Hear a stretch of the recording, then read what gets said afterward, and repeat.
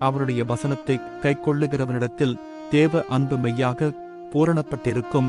நாம் அவருக்குள் இருக்கிறோம் என்பதை அதனாலே அறிந்திருக்கிறோம்.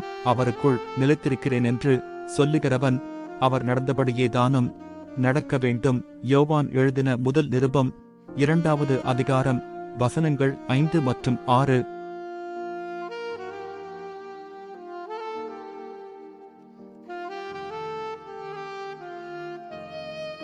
அவருடைய வசனத்தை கைக்கொள்ளுகிறவனிடத்தில் தேவ அன்பு மெய்யாக பூரணப்பட்டிருக்கும். நாம் அவருக்குள் இருக்கிறோம் என்பதை அதனாலே அறிந்திருக்கிறோம். அவருக்குள் நிலைத்திருக்கிறேன் என்று சொல்லுகிறவன் அவர் நடந்தபடியே தானும் நடக்க வேண்டும். யோவான் எழுதின முதல் நிருபம் 2வது அதிகாரம் வசனங்கள் 5 மற்றும் 6.